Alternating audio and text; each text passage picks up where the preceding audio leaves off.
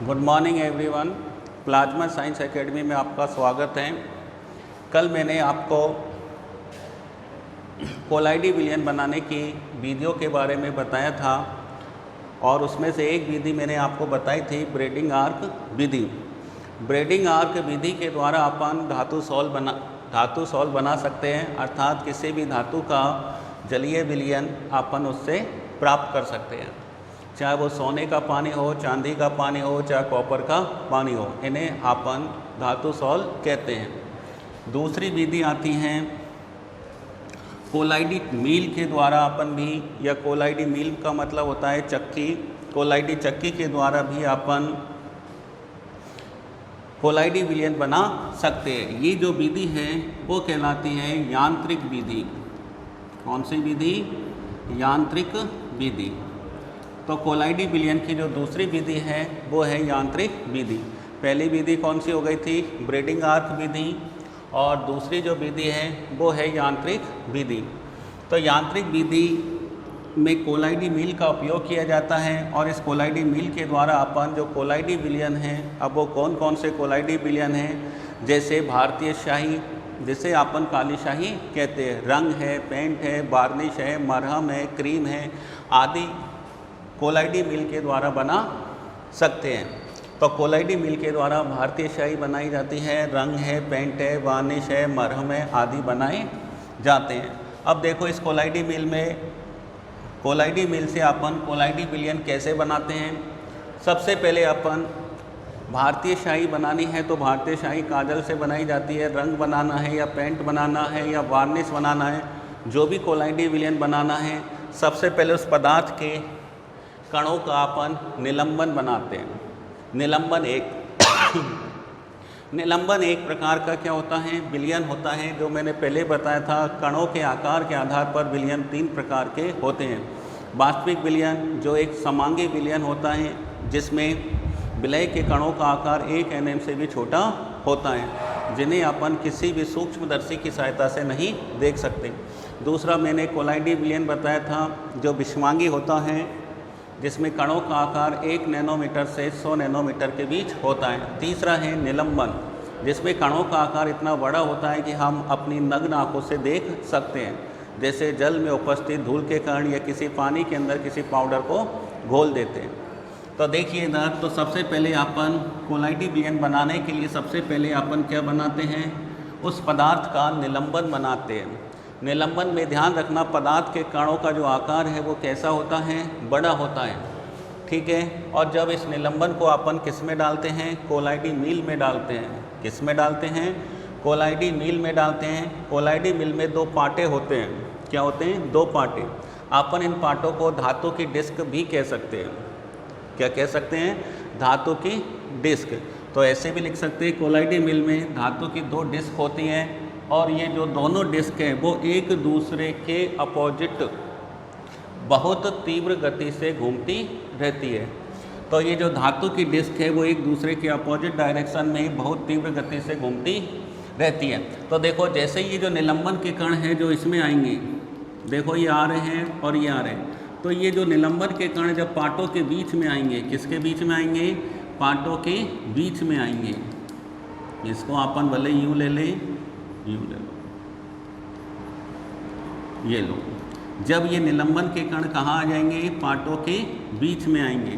तो सोचो, जब ये निलंबन के कण पाटों के बीच में आएंगे जो एक दूसरे के अपोजिट डायरेक्शन में बहुत तीव्र रफ्तार से घूम रही हैं, तो ये जो बड़े आकार के जो कण हैं वो इन पाटों के बीच में या इन डिस्क के बीच में पिस जाते हैं। इस डिस्क के बीच में पिस जाते हैं और पिस कर इन कणों का जो साइज है वो कोलाइडी सीमा में आ जाता है, मतलब कोलाइडी कण में ये बदल जाते हैं। और ये जो कोलाइडी कण हैं, जब ये कोलाइडी कण में बदल जाते हैं तो इस इधर से या फिर इधर से ये कोलाइडी विलयन अपन को प्राप्त हो जाता है। क्या प्राप्त हो जाता है? कोलाइडी विलयन। तो ये है कोलाइडी मील। तो जिसमें सबसे पहले अपन निलंबन बनाएंगे, निलंबन को इसमें डालेंगे कोलाइडी मील में। ये धातु की डिस्क होती है 2 जो एक दूसरे के अपोजिट दिशा में बहुत तीव्र गति से घूमती रहती हैं। ये डिस्क क्या करती हैं? इन बड़े आकार के कणों को कोलाइडी माप के कणों में बदल देती है, जिससे हमें रंग, वार्निश या उस पदार्थ का कोलाइडी विलयन प्राप्त हो जाता है। तीसरी विधि जो आती है वो है पेप्टीकरण या पेप्टन भी कह सकते हैं, पेप्टन। इसमें क्या होता है कि जिस पदार्थ का अपन को कोलाइडी विलयन प्राप्त करना होता है उसमें क्या करते हैं कि समान आयन वाला थोड़ा सा वैद्युत अपघट्य मिला देते हैं, तो जो उसके बड़े आकार के जो कण होते हैं वो कोलाइडी माप के कणों में बदल जाते हैं। ठीक है ना।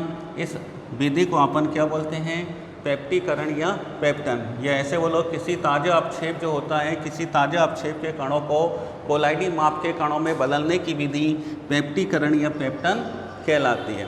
ठीक है। अब जैसे अपन बात करें कि FeOH का होल थ्राइस, फेरिक हाइड्रोक्साइड के जो फेरिक हाइड्रोक्साइड का अपक्षेप है, क्या है ये, फेरिक हाइड्रोक्साइड का जो अपक्षेप है। अब अपन ने ये देखो, माना इसका आकार कैसा है, बड़ा है। अब इसमें यदि अपन क्या मिला दें, FeCl3 मिला दें, तो FeCl3 में से जो उभयनिष्ठ आयन है या समान आयन इसकी इस कण की सतह के ऊपर अधिशोषित हो जाते हैं, इस कण की सतह पर अधिशोषित हो जाते हैं। तो आप देख लो, ये जो Fe+3 आयन है वो इस फेरिक हाइड्रोक्साइड के कण की सतह पर अधिशोषित हो गई।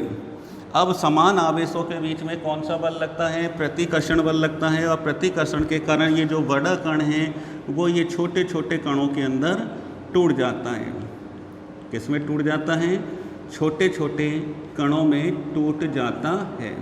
तो देखो, इस प्रकार से अपन क्या करते हैं कि उभयनिष्ठ आयन के द्वारा या समान आयन वाले वैद्युत अपघट्य के द्वारा जो ताज़ा अपक्षेप के जो बड़े कण होते हैं उनको अपन कोलाइडी माप के कणों में परिवर्तित कर लेते हैं। ये विधि क्या कहलाती है, पेप्टीकरण कहलाती है या पेप्टन कहलाती है। किसे कहते हैं, किसी ताज़ा अपक्षेप के कणों को कोलाइडी माप के कणों में बदलने की विधि पेप्टन कहलाती है। तो कैसे बदलते हैं, इसमें समान आयन वाला कोई वैद्युत अपघट्य मिला देते हैं। समान आयन वाला इसलिए मिलाते हैं कि जो समान आयन इसमें भी Fe+3 है और इसमें भी Fe+3 है, तो समान आयन इसकी सतह पर अधिशोषित हो जाते हैं। समान आवेशों के बीच में प्रतिकर्षण लगता है और प्रतिकर्षण के कारण ये जो बड़े आकार के कण हैं वो कोलाइडी माप के कणों में बदल जाते हैं। इस विधि को अपन क्या बोलते हैं, पेप्टीकरण कहते हैं। तो ये हो गई तुम्हारी कोलाइडी विलयन बनाने की विधि। पहली विधि ब्रेडिंग आर्क हो गई, दूसरी विधि यांत्रिक विधि हो गई और तीसरी विधि हो गई पेप्टीकरण। अब आता है कोलाइडी विलयनों के शुद्धिकरण की विधियाँ। हाँ, तो अब देखो, कोलाइडी विलयनों के शुद्धिकरण की जो विधियाँ हैं वो नंबर 1 अपोहन। अपोहन, तो देखिए सबसे पहले कौन सी विधि आती है, अपोहन। इसे अपन जो इंग्लिश में बोलते हैं डायलिसिस बोलते हैं, DIALYSIS, डायलिसिस। अर्थात डायलिसिस अभिक्रिया के दौरान अपन कोलाइडी विलयन में जो वैद्युत अपघट्य के आयनों की अशुद्धियाँ होती हैं उन वैद्युत अपघट्य के आयनों की अशुद्धियों को अलग करते हैं। अर्थात कोलाइडी कणों को अलग कर लेते हैं और वैद्युत अपघट्य के आयनों को अलग कर लेते हैं। यह विधि क्या कहलाती है, शुद्धिकरण कहलाती है। अर्थात कोलाइडी विलयन में से वैद्युत अपघट्य के आयनों को अलग करने की विधि शुद्धिकरण कहलाती है। और शुद्धिकरण की यदि अभिक्रिया अपोहन के द्वारा की जाती है तो ये अपोहन कहलाएगी। अब सवाल ये है कि अपोहन क्या होता है, अपोहन क्या होता है और इस अपोहन के द्वारा कोलाइडी कण कैसे प्राप्त किए जाते हैं। तो देखिए, इस अपोहन में जंतु झिल्ली से बना एक थैला होता है। ये जो अपन ने येलो कलर का जो बनाया है, ये जो येलो कलर का जो अपन ने जो थैला बनाया है, ये जंतु झिल्ली से बना थैला होता है जिसे अपन अपोहक कहते हैं। क्या कहते हैं, अपोहक कहते हैं। इस अपोहक के अंदर अपन क्या भर लेते हैं, कोलाइडी विलयन भर लेते हैं। क्या भर लेते हैं, कोलाइडी विलयन भर लेते हैं और इस थैले को लटका देते हैं, पात्र में लटका देते हैं। अब क्या करते हैं कि इस थैले के ऊपर शुद्ध जल प्रवाहित करते हैं। शुद्ध जल डालने से इस थैले के भीतर क्या भरा हुआ है, कोलाइडी विलयन भरा हुआ है। कोलाइडी विलयन में पानी भी होता है, विद्युत अपघट के आयन भी होते हैं और कोलाइडी कण भी होते हैं। जब इसके ऊपर पानी डालते हैं तो अपन ये भी जानते हैं कि अपोहक के अंदर बहुत ही सूक्ष्म छिद्र पाए जाते हैं और उन सूक्ष्म छिद्रों से केवल विलायक के अणु या जल के अणु और विद्युत अपघट के आयन ही आर पार निकल सकते हैं, कोलाइडी कण आर पार नहीं निकल सकते। ये पहले भी मैं आपको क्लियर कर चुका हूँ कि जो जंतु झिल्ली से हैं वो कोलाइडिक विलयन को पृथक किया जा सकता है, क्योंकि जंतु झिल्ली के छिद्रों का आकार इतना छोटा होता है कि कोलाइडी कण उसके आर पार नहीं निकल पाते। जब इसके ऊपर पानी डालेंगे, शुद्ध पानी डालेंगे, तो इसके भीतर जो विद्युत अपघट के आयन हैं वो थैले के भीतर से निकलकर कहाँ पर आ जाएंगे, बाहर आ जाएंगे, पानी के भीतर आ जाएंगे। पानी अपन इधर से डाल रहे हैं और इस मार्ग से जल बाहर निकल रहा है, तो ये जो विद्युत अपघट के आयन है वो पानी में घुलकर कहाँ आ जाएंगे, बाहर आ जाएंगे और इस वाले रास्ते से होकर बाहर निकल जाएंगे। इस प्रकार इस जंतु झिल्ली से जो बना थैला है जिससे अपन अपोहक कहते हैं, उसमें केवल शुद्ध कोलाइडी कण शेष बच जाएंगे। यह विधि कहलाती है अपोहन। एक चीज़ और मैं बता देता हूँ, अपोहन को इंग्लिश में डायलिसिस बोलते हैं और डायलिसिस की जो अभिक्रिया है वो हमारे शरीर के अंदर किडनी में संपन्न होती है। किडनी जिसे अपन वृक्क कहते हैं, तो कहीं सुना होगा कि कई लोगों की जो किडनी खराब हो जाती है तो डायलिसिस उन्हें हर सप्ताह डायलिसिस कराने पड़ती है, अर्थात 7 दिन में एक बार तो करानी ही पड़ती है। यदि कोई किसी कारण से 7 दिन में नहीं करा पाता तो उसे 15 दिन में तो करानी ही पड़ेगी, ठीक है, क्योंकि हमारे शरीर के अंदर भी विभिन्न ऑक्सीकरण और अपचयन की अभिक्रियाएँ होती है, जिन्हें अपन उपापचय अभिक्रिया कहते हैं या रिडॉक्स अभिक्रियाएँ कहते हैं या मेटाबॉलिज्म अभिक्रियाएँ कहते हैं। उन मेटाबॉलिज्म अभिक्रियाओं के कारण हमारी किडनी के अंदर भी जैसे ब्लड होता है, ब्लड भी एक कोलाइडी विलयन होता है, उसके अंदर विभिन्न प्रकार के जो अपशिष्ट है वो घुल जाते हैं और किडनी जो होती है उन अपशिष्टों को वहाँ से अलग कर देती है, जिसे अपन नेचुरल डायलिसिस कहते हैं।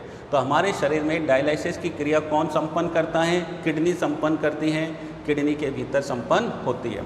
अब देखो दूसरी जो विधि आती है, ये पहली विधि है अपोहन और दूसरी जो विधि है वो है विद्युत अपोहन।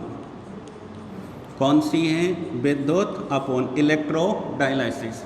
ये तो नेचुरली होती है जैसे हमारे शरीर में होती हैं, और ये है विद्युत अपोहन। इसकी रफ्तार थोड़ी धीमी गति से होती है और इसकी रफ्तार थोड़ी तीव्र गति से होती है। दोनों में मेन अंतर ये है कि आप देख रहे होंगे ये साधारण अपोहन थी और ये विद्युत अपोहन है, अर्थात ये विद्युत क्षेत्र की उपस्थिति में संपन्न होगी। कहने का मतलब इसमें धन इलेक्ट्रोड और ऋण इलेक्ट्रोड लगा होता है, ठीक है। जब इसमें विद्युत धारा प्रवाहित करते हैं तो अपन जानते हैं कि इसमें से धन आयन और ऋण आयन कोलाइडी विलयन में से बाहर आ जाते हैं पानी में। अब यदि धन आयन है तो धन आयन जो होता है वो कहाँ जाएगा, ऋण इलेक्ट्रोड की ओर, और जो ऋण आयन है वो कहाँ जाएगा, धन इलेक्ट्रोड की ओर। तो यहाँ पर ऋण आयन इकट्ठे हो जाएंगे, कौन से आयन, ऋण आयन, और यहाँ पर धन आयन इकट्ठे हो जाएंगे। तो ये वाली विधि क्या कहलाती है, विद्युत अपोहन। अर्थात यदि अपोहन की क्रिया विद्युत क्षेत्र की उपस्थिति में संपन्न कराई जाती है तो इसे विद्युत अपोहन कहते हैं और यह तीव्र गति से संपन्न होती है, ठीक है। तो अपोहन किसे कहते हैं बताओ, जंतु झिल्ली के द्वारा कोलाइडी विलयनों के शुद्धिकरण की विधि अपोहन कहलाती है। और विद्युत क्षेत्र की उपस्थिति में कोलाइडी विलयनों की विद्युत क्षेत्र की उपस्थिति में जंतु झिल्ली द्वारा कोलाइडी विलयन के शुद्धिकरण की विधि विद्युत अपोहन कहलाती है। अब जो तीसरी विधि आती है वो तीसरी विधि है अति सूक्ष्म निस्यंदन।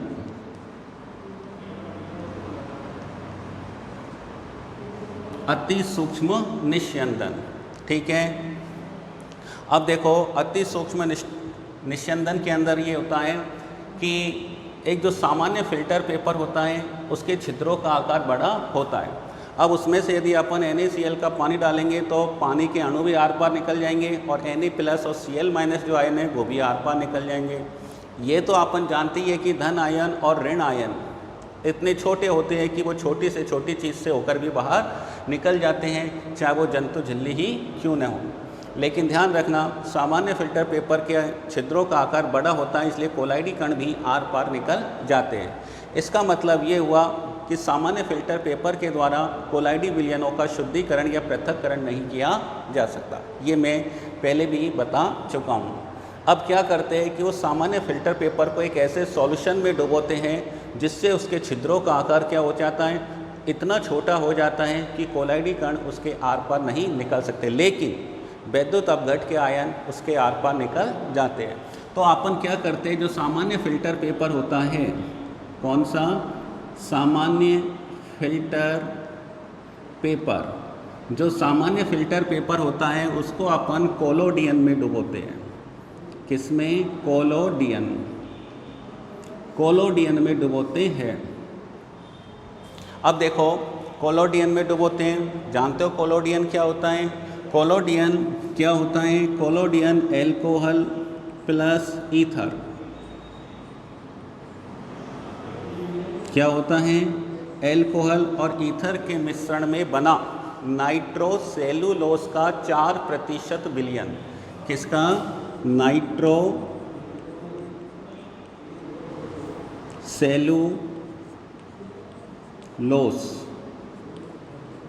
तो कोलोडियन क्या होता है? एल्कोहल प्लस ईथर के मिश्रण में बना नाइट्रोसेलुलोज का 4% विलयन। कितना?